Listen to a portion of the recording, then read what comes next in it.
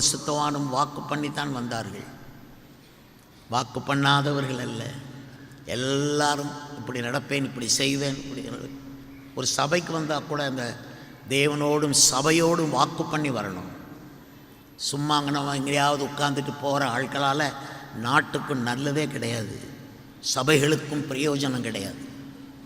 உடன்படிக்கையின் பிள்ளைகளாக இருக்கணும், சபையோடு உடன்படிக்கை பண்ணணும். அப்படி பண்ணினவர்கள் இந்த சபையில் இருக்கிறார்கள். செத்தாலும் இங்கே தான் சாவோம், எவ்வளவு நிந்தையும் தாங்குவோம். அப்படி வாக்கு பண்ணினவர்கள் தான் நம்ம சபையில் இருக்கிறார்கள். என்னுடைய முழு பலத்தோடு நான் தேவனை ஆராதிப்பேன் என்று வாக்கு பண்ணுகிறவர்கள், 50 நாள் உபவாசத்தில் 50 நாளும் கை கொள்ள அர்ப்பணிக்கிறேன் என்று சொன்னவர்கள் 50 நாளும் உபவாசிக்கிறார்கள். வாக்கு பண்ணணும், வாயை திறந்து வாக்கு பண்ணணும். அதுக்கு தான் உங்களுக்கு ஜெப நேரங்கள் கொடுக்கப்படுகிறது, உபவாச நாட்கள் கொடுக்கப்படுகிறது.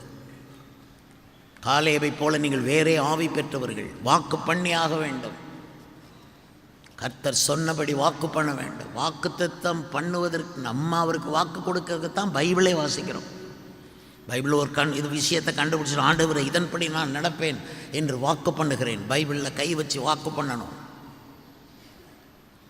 அப்போ பாருங்கள், உங்கள் ஸ்டாண்டர்ட் கூடும், உங்கள் ஆவிக்குரிய பர்சனாலிட்டி கூடும். உங்களுக்கு உள்ள நீங்கள் இரும்பு மனிதனாக மாறுவீர்கள்.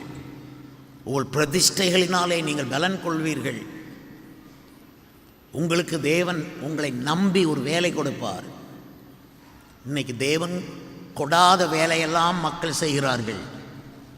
அவர்களுக்கு என்ன விருப்பமோ அந்த வேலையை செய்கிறார்கள் ஊழியம் என்ற பெயரில். கர்த்தர் கொடுக்க வேண்டும். உள்ளே பலன் இல்லாதவர்களை கர்த்தர் அவர்களுக்கு வேலை கொடுக்க மாட்டார். ஆகவே தான் இந்த வேத பகுதி ரொம்ப முக்கியமானது. முதலாவது உபதேசம் இருக்கிறது, 2வது வாக்கு தத்தம் இருக்கிறது. உபதேசம் என்ன? நீ வாக்கு கொடு. துதியின் கோட்டை ஆலயம் புதிய பேருந்து நிலையம் அருகில், திருநெல்வேலி 620007 தமிழ்நாடு, தென்னிந்தியா. இணையதள முகவரி www.fortopriceministries.org.